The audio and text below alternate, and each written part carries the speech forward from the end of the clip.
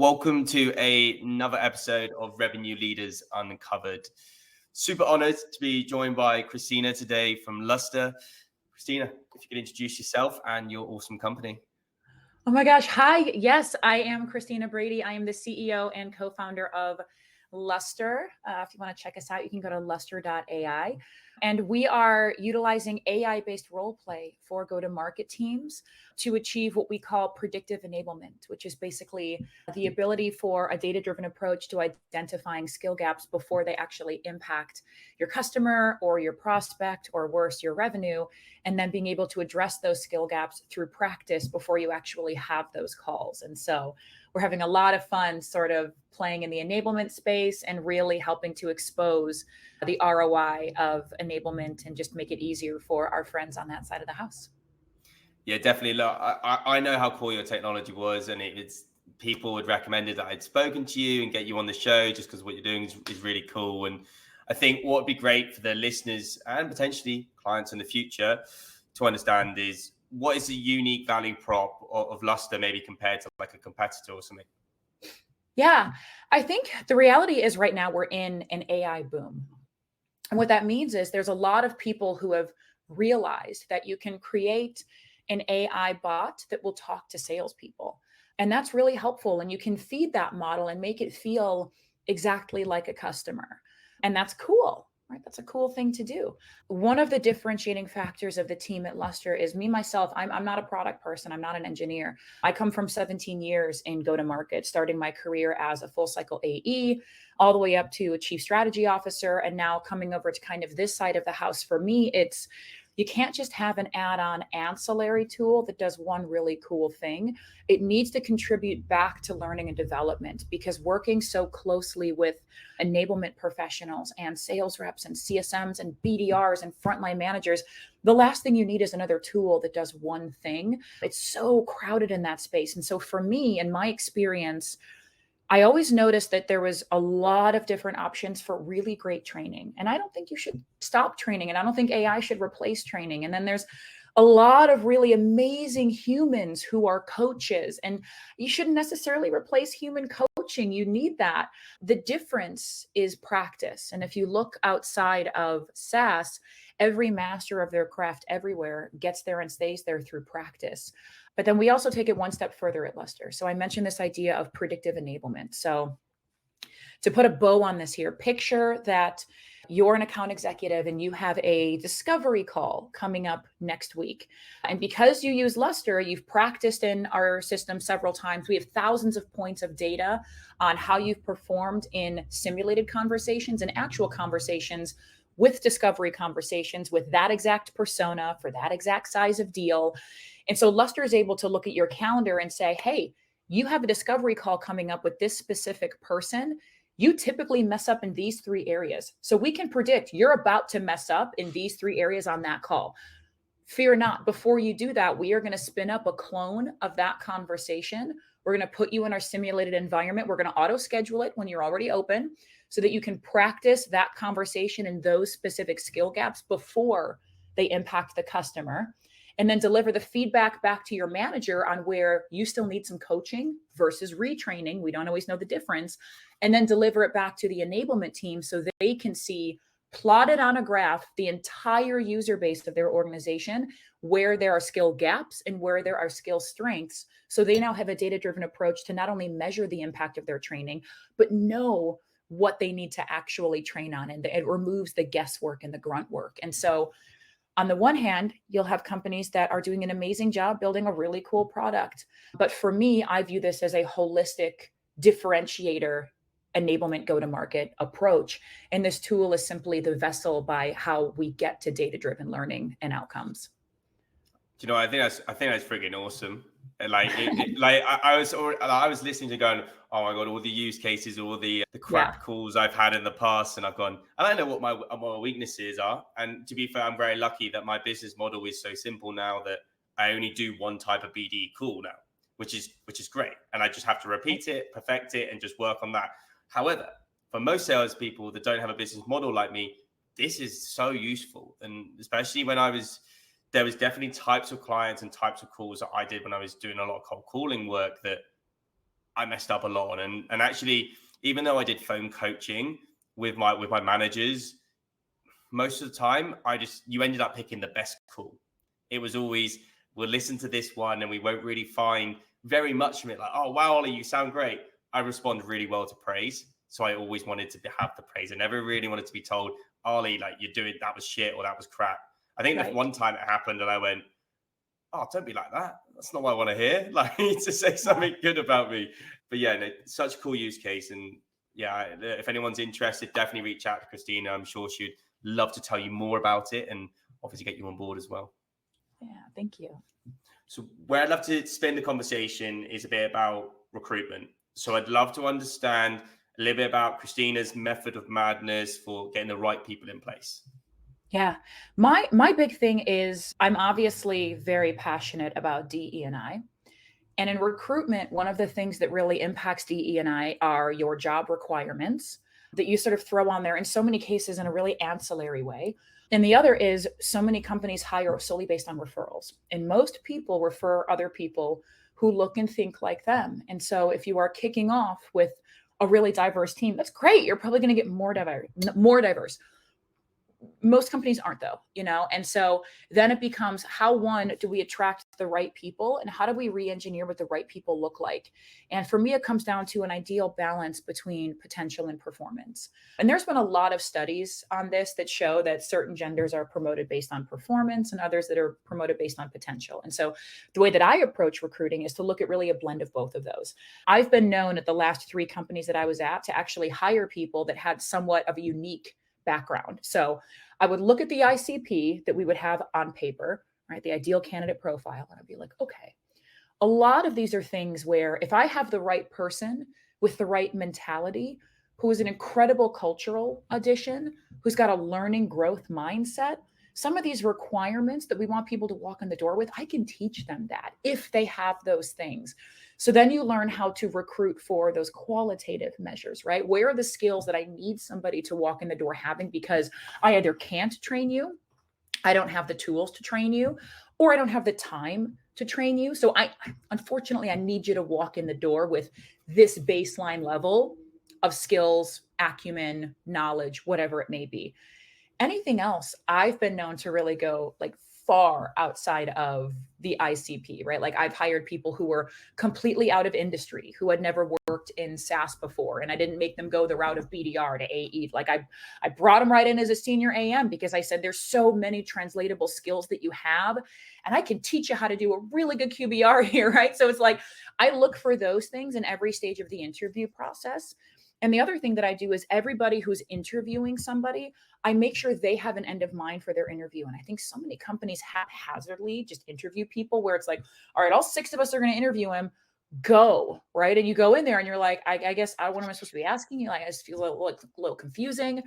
So it's my job, if I'm the hiring manager, to make sure that everybody interviewing my candidate has an end in mind for that conversation. It's something that I need them to learn and that I need their feedback on. So you also have to guide your interviews a lot. Yeah, definitely. Do you know that last point? If a company does that, then it's frigging brilliant as a recruiter.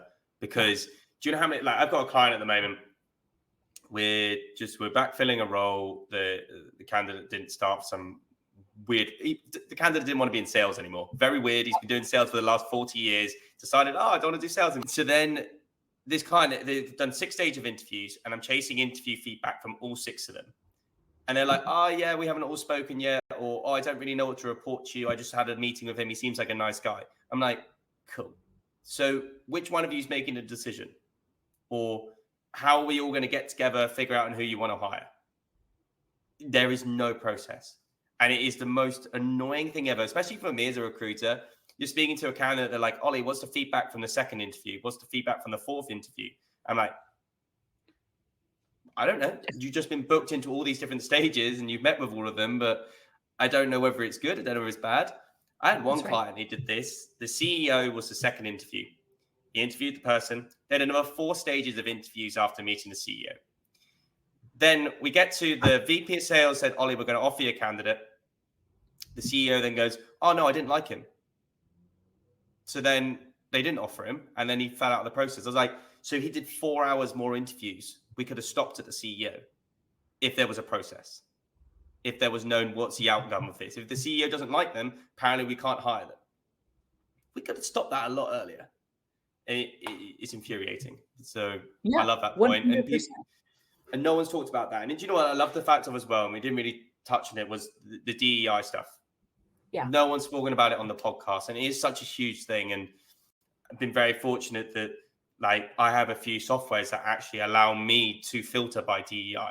So I've been allowed to help companies grow and expand. And I don't know whether it's legal, and I don't know, but they are. They're a really great CRM software that has a great search capability of that. It pulls all the data from LinkedIn. You can then search by DEI, and I think it's great. If you're going to build a company, it allows that opportunity of that.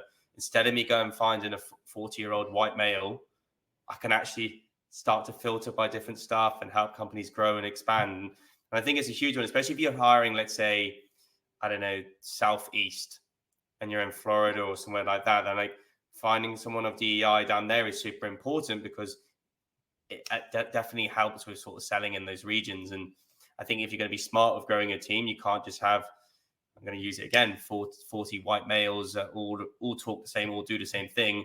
They're never going to appeal. There's different types of CISOs. There's different types of people in the security world or whatever it be you've got to sell to. You need that uniqueness. You do. And it really, the melting pot truly is the way. And so, all are welcome at the table. Like the as we call it, like the typical 40-year-old white male, unbelievably valuable perspective that we should have in the room. Right. And I think so many people, when they hear DE&I, feel that it's almost eliminating language of like, we don't want the non-diverse people in the room. We want them. We only want, right. And it's not that. Like, diversity means we're including everybody.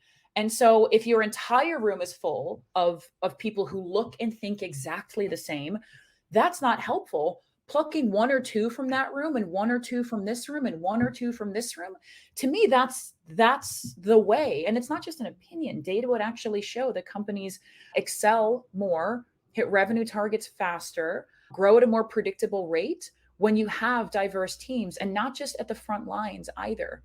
Like, if your entire BDR team is diverse, but your entire board and all of your C-suite are non-diverse, that's not helping.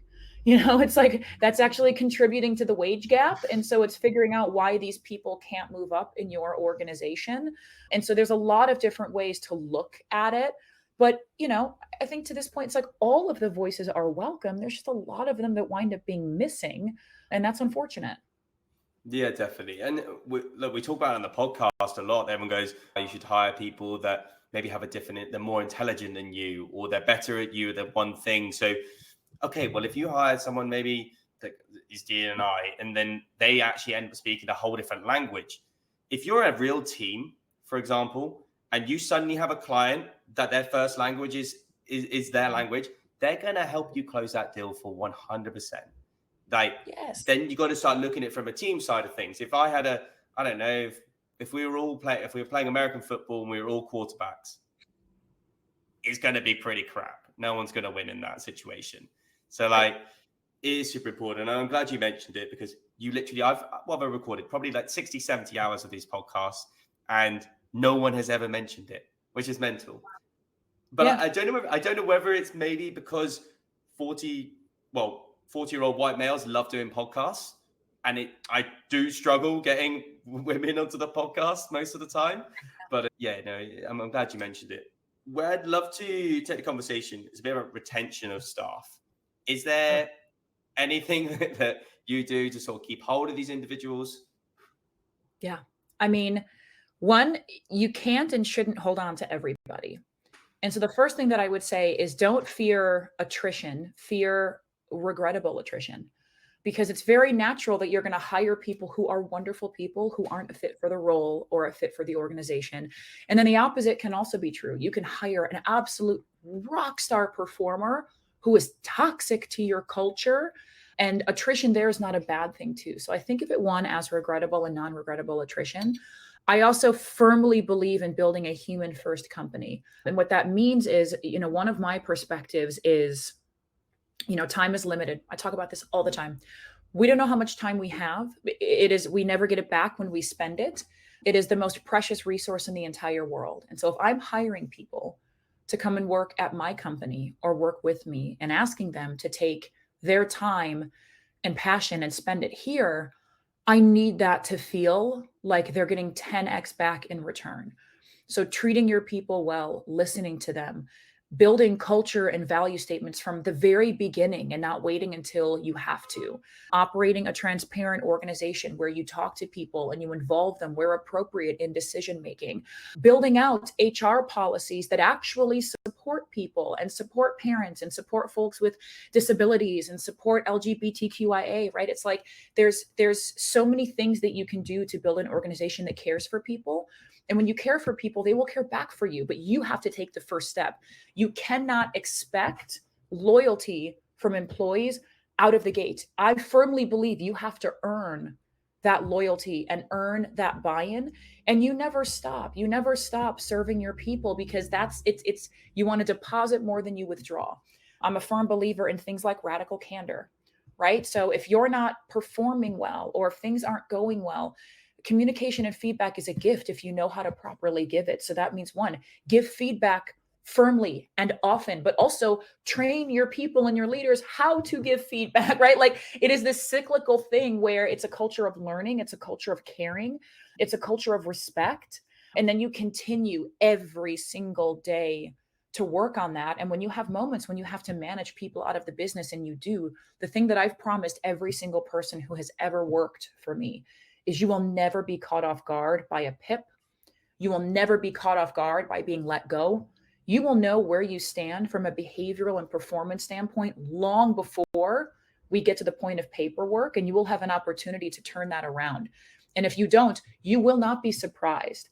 And every time I've had to let somebody go, as difficult as those conversations are, one of the things that they say is I knew that this was going to happen today. I was able to kind of prepare for that. And then I say, absolutely. And how do I help you get to your next step? And I mean that. It didn't work here.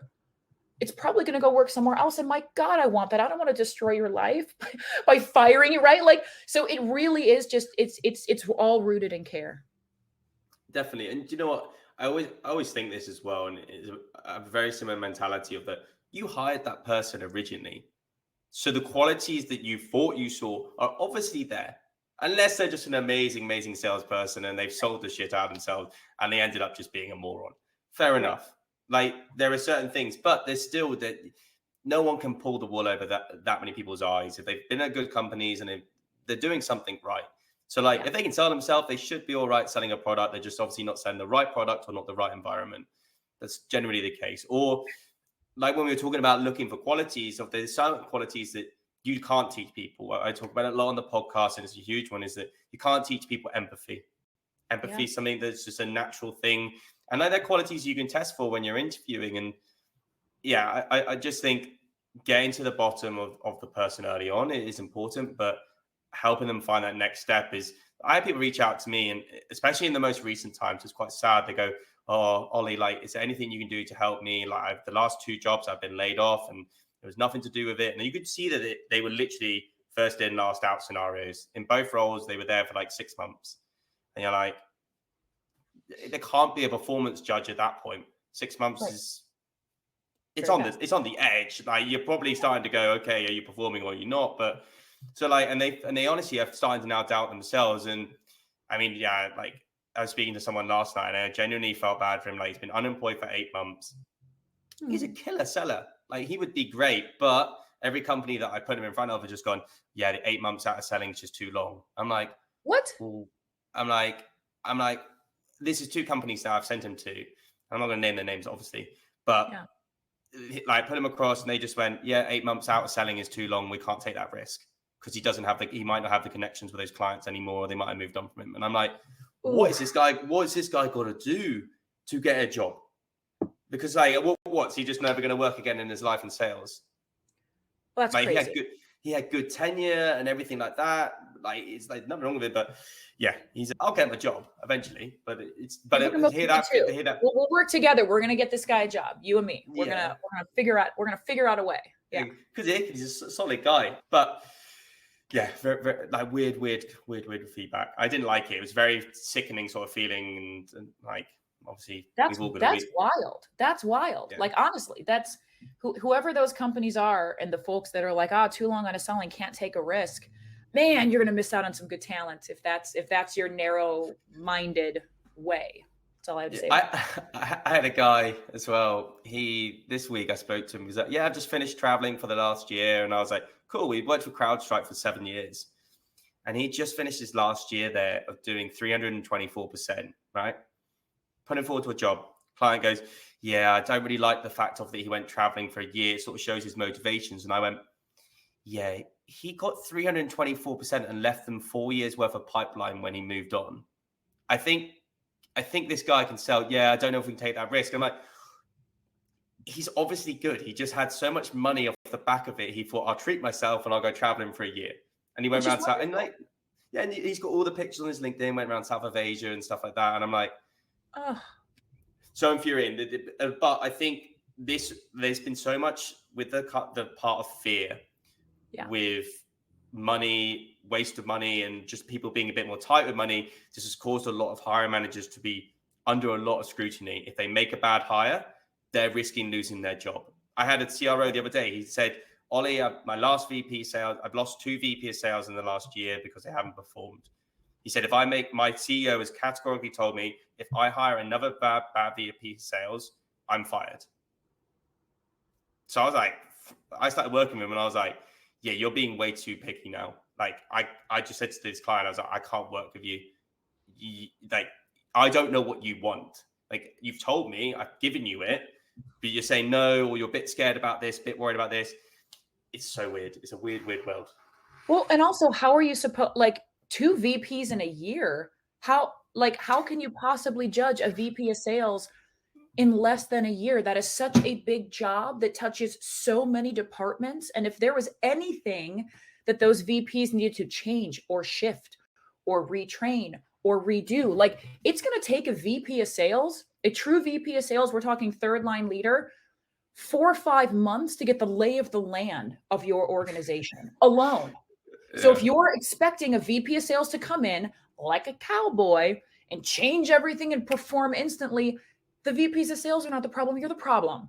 Like, you Yeah. don't understand how long change takes. You don't understand how difficult it is for a VP of sales to make any meaningful difference in an existing organization. Like, these people are just operating in some wild capacities sometimes, honestly. You're going to love this comment, because the next comment followed was, yeah, I need him to be able to come in and within 3 months to have made an impact and changed the whole process of generating pipeline.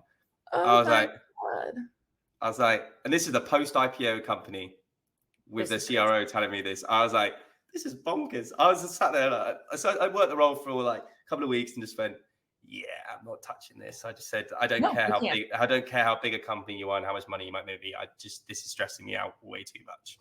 Well, I mean, I call it red revenue and green revenue, Mm. right? And it's like sometimes that money is waving in your face and you're like, I would really like that money, but that money comes with problems. That is red revenue. That money comes with problems that you would probably Yeah. pay twice that amount of money to make those problems go away. So I think you do the right thing by focusing on the green revenue.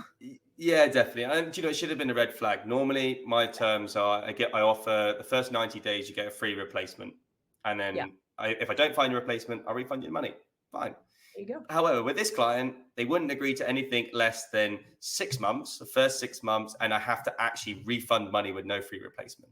And it was like, Oh, they wanted like, even like 3 months in, they were like, oh, I want 100% of it refunded. I was like, I didn't agree to those terms in the end, but every other client can agree to my normal terms. yeah. That should have been the red flag of the, okay, something, you're a bit worried about something here. Something's a little Uh, strange here, a little different here. We don't like it. Yeah. So look, I'd love to take the conversation back on track into regards to leadership. So I'd love to talk about your journey, how you ended up starting Luster, and what sort of brought you to doing it. Yeah. So, I mean, my journey into leadership, let's see, I've been an executive leader within tech for over 10 years. And I've been in a leadership capacity for even longer than that, maybe 13 or 14. And it's always been something that I have loved. Like I really believe that leadership is my calling, because I'm big on wanting to impact people's lives. Like that's a big thing for me. If you've ever watched somebody leave this earth feeling regret for what they have yet to accomplish, it just makes you take not only every day for how can I live my best life, but how can I be a positive force for anybody that I interact with or work with. And I just think leadership grants you this incredible opportunity to impact people in so many levels. And so I've always loved that. And I had been bouncing around sort of the enablement, HR tech, learning and development space for a while. You know, when I was at Sales Assembly, we were building out curriculum for SaaS teams by role, you know, to kind of uncover skill gaps and help them train and develop. And when I was at Speckit, you know, we were building enablement technology, right? We were building, you know, just in time in the flow of work technology to help people learn throughout the day in a bite-sized capacity, right? So I'm spending all of this time working with companies on how to learn and train better at work. And the feedback that I not only felt as a revenue leader, like I felt this for the last however many years, but also my customers would say, yeah, I just feel like nothing's getting ingrained.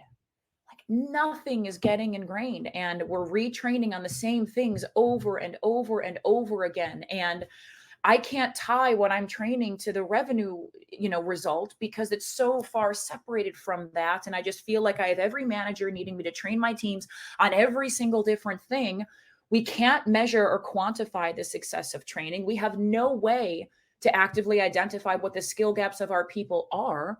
So we're asking them to self-identify. So then you're asking folks that need training to identify where they need training. They don't know what they don't know. And this problem, no matter what solution I bought or I deployed for customers, it didn't solve that at all, actually. It was just more training, or it was more coaching, or it was more training on how to coach, which feels like a Band-Aid over a bullet hole. And so this was something for me where I was like, I have to be able to solve this. And the firm that invested in Luster is called High Alpha. It's a VC firm out of Indiana. Absolutely wonderful, wonderful people. I can't sing their praises enough. And I had a really close relationship with them over the years because I had sold to a lot of their portfolio companies via other companies that I was at. I had advised for them. I had consulted. I had spoken at a couple of events. So I knew them. And they have what's called a studio model, which if you know listeners have ever heard of a studio model, it's basically they spin up a company and they support it with a lot of ancillary benefit, like they support it with go-to-market and legal and finance and brand and design. And so it's really almost this like incubator for new companies that they want to launch. And I got a call one day from someone at High Alpha that said, "Hey, we've got a studio company that we're thinking of starting. It's in the enablement space. This is kind of your secret sauce. What do you think about this idea of using AI for role play for salespeople?" And I had a mind melt. I mean, I was like, wait, this is talking about productizing practice. Like we are doing something at work and allowing folks to do something that has never been done really, really well.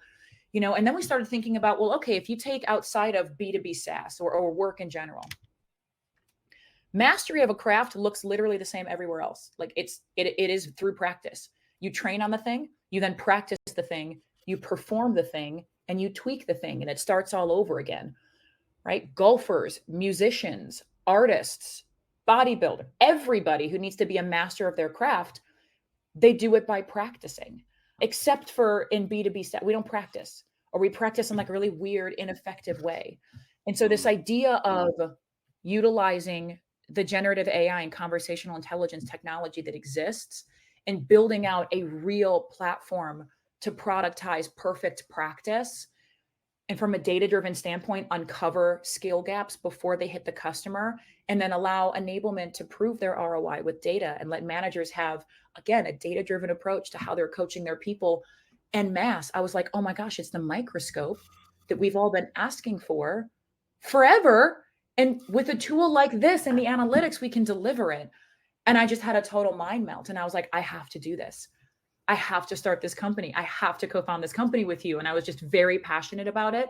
And then we decided to do it. And I brought in a phenomenal co-founding team. So my chief product officer, her name is Jody Mesa. She is a dynamo in the industry, like probably one of the most brilliant product people with a little bit of an engineering technical background that I've ever met or worked with in my life. And you talked earlier about bringing people in who are smarter than you. My God, Jody leaves me in the dust, right? I'm impressed by her every single, I'm like, thank God you're here. This would be kindergarten, right? Like she is brilliant. And then my other co-founder, Wes Craig, same thing. He's just got this wonderful technical operator mind where he's the details guy and I'm the big picture gal, and you put us together and we get things done. So I've brought on this phenomenal co-founding team.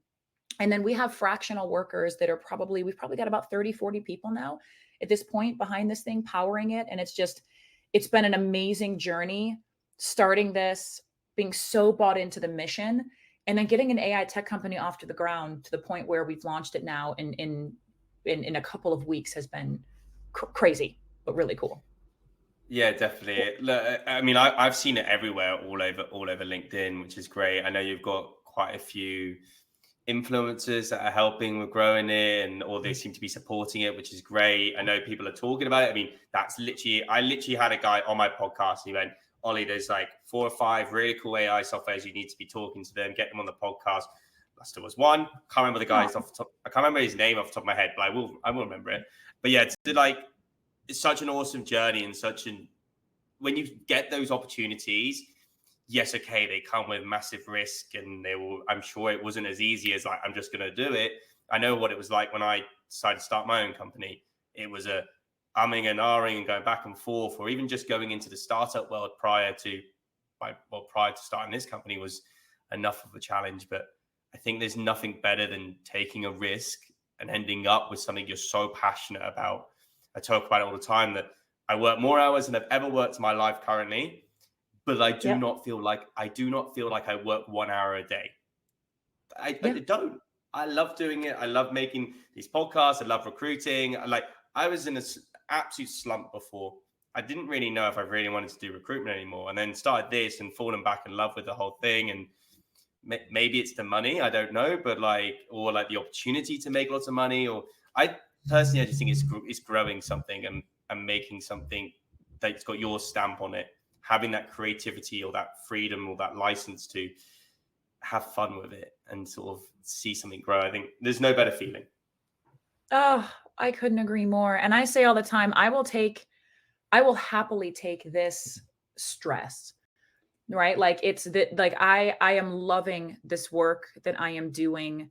I feel like I am building something that can be so impactful for the people that I'm building it for.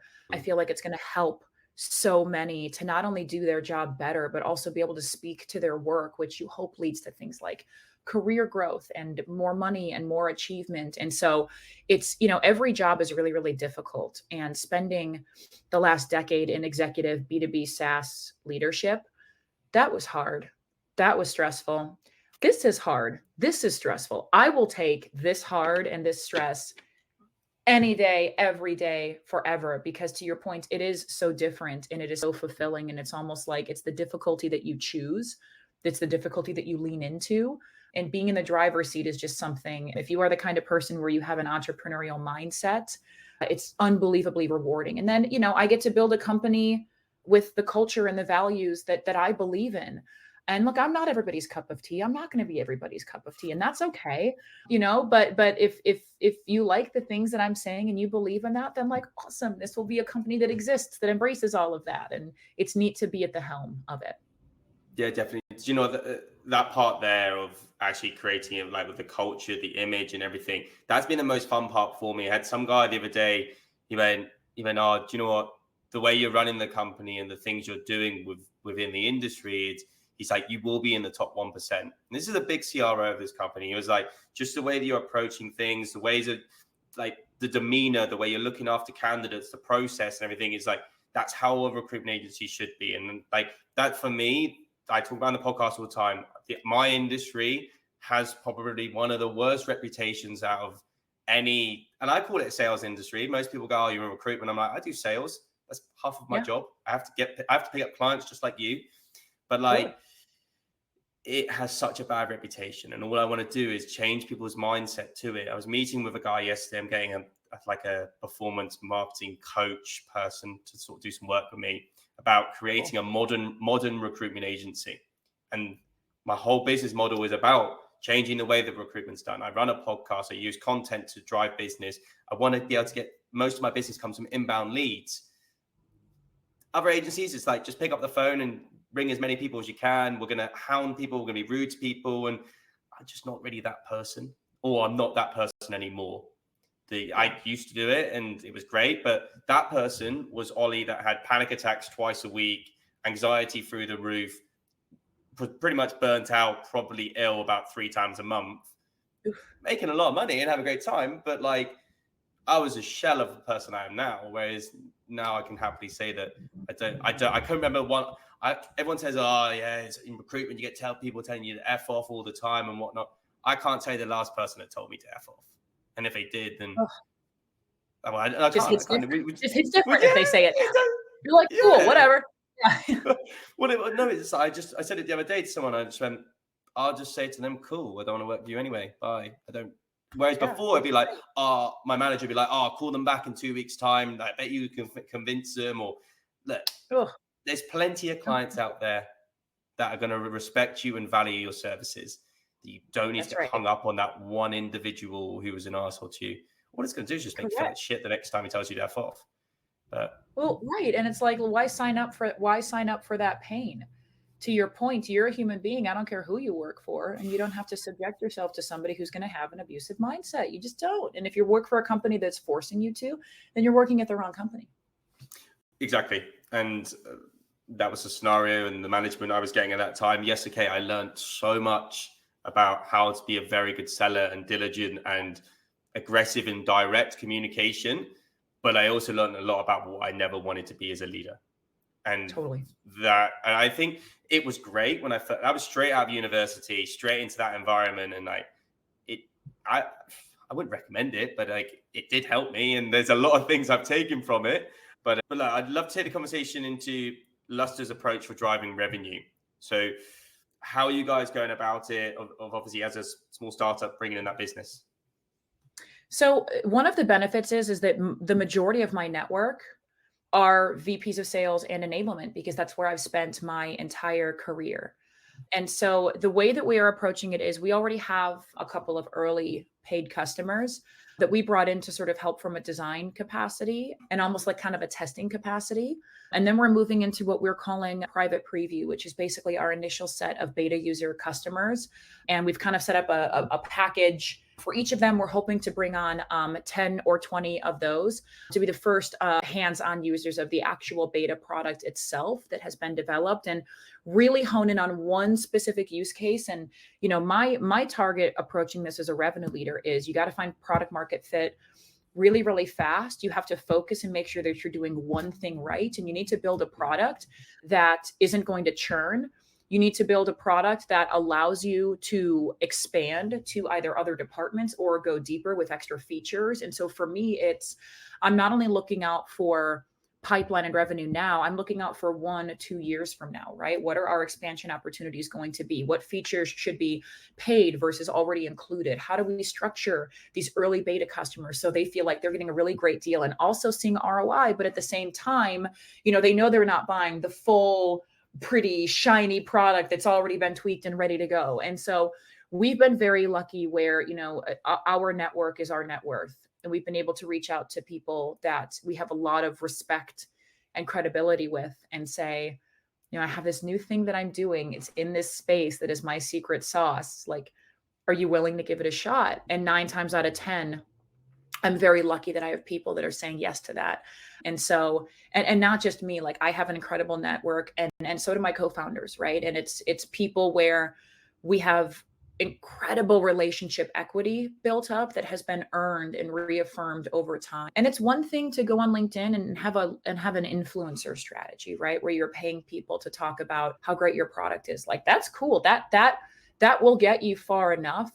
But it almost feels like my entire life has been leading up to being able to be in a position where I can call somebody up on their cell phone and say, I'm doing this thing. do you want to try it? And they go, yeah, because of this thing that you did for me, or because of this experience that we had. Yes. And so I'm leaning very heavily on relationship equity, and I'm trusted, and I will never do anything to betray that trust. And that's the thing that's first and foremost. Yeah, definitely. Do you know the relationship equity is, well, I mean, is literally how my business runs and how I make all of my money. And it is Yeah. huge. Like, obviously, I do the podcast. I help people by helping grow their brands, maybe get into a bit of publicity for their company. And you'll be like 99% of all my business comes off the back of them going, look, you were good to me, Ollie, I'll help you. Whether it's Yeah. now or, for example, I had a client, they reached out to me. I filmed with them nearly 9 months ago now. Reached out to me the other day. We're like, Ollie, we want to put you on retainer, $30,000, done within a space of a week. Like, and that was all from just filming a 1 hour podcast with them 9 months ago. Never Awesome. did I think, to be honest, yeah, like that's what you want, is that people are going to reach out to you, remember what you did for them, or just help them and build that network. And talk about it all the time with people that, especially my friends who aren't, maybe don't have a presence on LinkedIn, or haven't really made, or they've been in a company where they've said, don't build a presence on LinkedIn. You don't need to. It's a waste of time. Just keep doing cold calls and whatever. Since I've built 11, 12,000 followers or whatever, that is the most invaluable thing I've got. I pretty much have nearly every CRO VP in my industry that I want to talk to, that I can just reach out to and just have conversations with. But so many people miss how important it is, and don't even do the simple thing of just reaching out to people, starting conversations. And I think people get scared on how to do it. And it's something that I talk quite openly about on LinkedIn all the time, is that you should never be scared or embarrassed about writing a post about something or sending a message to someone. And as long as you're not being overly selly, I just say text someone. Imagine you're on LinkedIn and you're texting your mate. That is the easiest way to get anyone to respond. Super simple. Or just offer them something they need. And like, I'm not talking about like whether maybe it's a podcast, or just offering them something that you've seen that they actually want on LinkedIn, advice about something, or generally advice is a huge one. You give someone that's what I try to do as well with the recruitment, is that if I can give you people free advice, they'll remember you. Whereas, especially about resumes, I did a post about the other day that there's a lot of recruitment agencies out there that are charging people for giving advice on what to improve on their resumes. And they're preying on people that have been unemployed for like 6-7 months. And they're like, there's one guy, like this agency charged him $200 to give him advice on what to write on his resume. I was like, next time, don't do that. Just come and speak to me. From one of my other clients nearly happened. I wrote a post about it, and he reached out and said, this agency been hounding me saying I need to do this. And I just went, look, send me your resume, gave him like a paragraph, went through his LinkedIn page, told him what you need to improve on your LinkedIn page to make yourself more known and noticed. And he was like, Ollie, when I get a next job, I'll definitely be using you as my recruiter. I picked up a client for giving free advice. Yeah. Not that I expected it, but it just shows that the really little things you can do will go a long way in picking up a client in the future. Because he will be a VP of sales one day. Yeah. Maybe it might take him another month or two, but one day he'll be a client again. Like, exactly. It all comes back around. I totally agree. Yeah. I'm a big believer in karma and stuff coming back around. And I think it really is. It does happen. Everything happens for a reason. And I'm a big believer in that. I know there can be some really horrible things that happen, but sometimes they can end up being your biggest driver and motivator to be successful. Plus one to that. Well, I'd love to take the conversation to finish off as a bit about work-life balance. I'd love to understand how you go about juggling being a founder, family, the whole shebang. Yeah. I think a lot of people stress themselves out around this idea of balance. And there's no one way to do it. It's never going to be perfectly balanced. You're going to have moments where you feel like your work and your home life is in harmony. You're going to have moments where you feel like it's completely out of whack. And I would say when those moments completely out of whack go for too long, that's when things get really, really hard. And so, I'm a working parent. I have a 6-year-old son, and it can get difficult to balance all of the things until I decided I don't really care about balancing them anymore. And I started to realize what's really important when I need to give time back versus not. And it's realizing that, like, pursuing perfection is poison. And I will give you an example, right? Something really, really small, where one of the things that always stressed me out was laundry. I think a lot of people relate to this, right? Where it's like you work all day and then you get home and you're being a parent and you're spending time there and you're code switching. And then after you get the kid or the kids to bed, you're like, I have more emails I got to catch up on and I'm so far behind. And I also wanted to shower and I wanted to work out and I wanted to meal prep for it. And like before you know, you're like stacking. Well, one of my things that would stack is laundry. I don't mind doing the laundry, but when you have the pile of laundry that you then have to put away, and you got to fold it, it just takes all of this time. And when it's sitting there clean in a basket, it would just stress me out. And I was like, why is this stressing me out so immensely? Because I realized that when the laundry was sitting in the basket, aside from it getting kind of wrinkly, it wasn't that bad, because I would go and I would search through the basket and find something clean and wear it. And I was like, you know what? This actually isn't terrible. So I got multiple baskets. And now when I do laundry, I just separate things out in a basket and I put them in my closet until I'm ready to put them away. And I'm like, that's good enough. And when I need to wear something clean, I'll go into the basket and I'll grab it out. And if I feel so inclined one day to go and properly put all of those things away, I will. And if I don't, who cares? So it's like, what things in your life are just good enough? Like, you know what, if I do it this way, good enough. Right? Like, I'm going to get dinner at McDonald's for me and the family 3 times this week because that's all I have capacity to do. And you know what? I'm feeding my kids. It's good enough. Right? I'm not going to get to do the knockdown, drag out workout that I was hoping. I didn't fit in the 2-hour HIIT workout that my program said that I had to, but you know what?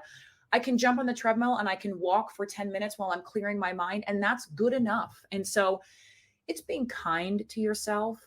It's recognizing that a lack of time or a lack of balance is not a failure. In fact, it probably means that you're succeeding. And accept what's good enough and embrace that. Celebrate being like, you know what? I'm going to phone this in. It's good enough. It's good enough for today. That's what I have. And give yourself some grace, and don't strive to be balanced. Strive for happiness, at least most of the time. Yeah, definitely. I loved you talked about laundry. It's this morning I have a humongous pile of clean clothes, and I don't have baskets. I have one basket, but that's currently full. But I'll normally create a little pile, and they're all organized into maybe tunes. And then every morning I put them onto the bed, saying I'll put them away tonight. Then they go back onto the floor before, and then I take my outfits from it because they're my favorite ones, because they're always the ones that are in the wash. They're always in the laundry. That's right. Yeah, and the washing machine is actually, while you were talking, actually just finished. I heard the bloop, bloop. But so wonders of working from home now that I can be a little bit more on it. But no, like, that, as long as you're happy and there's a method of madness behind it. I always say this to people, that never copy what I do. Like, even when I'm working, I'll give you advice on what you probably should be doing if I'm coaching you, but never copy what I'm doing, because I have a method of madness how I do things that works well for me. And it might work for you if you want to try it, but I would never recommend anyone, just because I figured out what I'm a bit sporadic and a bit all over the shop. So I have like 3 or 4 notepads on my desk that are all with different things, but I know which one means which one, and everything's in. But as long as it works for you, I think that's the biggest thing that people get hung up on. And if you look at like social media, we should all be doing something this way, or on LinkedIn, someone says, oh, this is how you should be selling or doing. Find what works for you and do it that way. And whether it's life or work, that's the biggest piece of advice that I've taken from these hours and hours of podcasts that I filmed. Yeah, comparison is the thief of joy. If it works for you, and you also have to know how to measure that, though. I think some people don't know how to identify what works for them. And look, I know a lot of us feel sometimes like we're just white knuckling our way through life, right? And you can't do that forever. So you have to identify how you know something is working. And if that looks outside the norm, if you've got a basket of laundry that you're living out of and you're happily doing that, love it. Yeah, definitely. And I suppose if anyone wants to buy any amazing artwork, they can buy from behind you, from your son. All of my son's favorite pieces. Yes, he loves to fill and replace my background with all of his favorite works of art. And so these are the top selections for for this week. We may end up selling a piece. Who knows? Oh yeah, love it. But look, so I have one final question, and it's something I ask everyone at the end of the podcast. If you could give one piece of advice to 26-year-old Christina, what advice would you give her? Oh man, I think I would have told her to embrace who she was so much sooner than I did. 26-year-old Christina is trying to be a leader in a male dominated tech industry and not showing really who I was, and not leading with who I was. And every time we are, and inauthentic is the wrong word, right? But it's like you put on a face at work because you think that you have to. And the more you see people do that, the more you reaffirm that everyone thinks that they have to. And I want to say something, 5 or so years ago, I just decided I am really going to stop with that. I had this evolution of, I'm going to stop with putting the corporate face on. I'm going to stop showing up the way that everybody thinks that I need to. And I'm going to come to work every day and show up in life as my real authentic self, quirks and all. I'm a quirky person. I'm a comedic person. I've got this big personality. And I spent so long putting a lid on that because it didn't feel like it fit. And all it did was make me feel sad and make me feel inauthentic. And like I said, that's where I've learned to embrace the fact that I'm not everybody's cup of tea. I was really hard for me. I wanted to be everybody's cup of tea, right? But I'm not. And oh my God, the moment you realize it's okay if people don't like me or don't dig my vibe, like, cool, we're not meant to be friends. That's okay. You're still a good person. I'm still a good person, right? The freedom to feel that.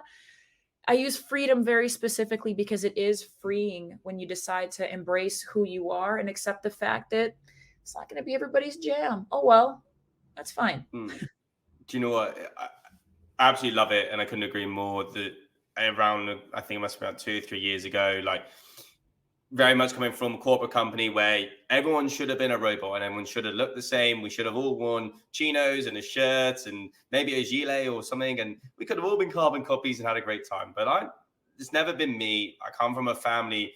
My granddad was the chairman of British fashion. And so I've always been like, I'll push the boundaries a little bit with clothes.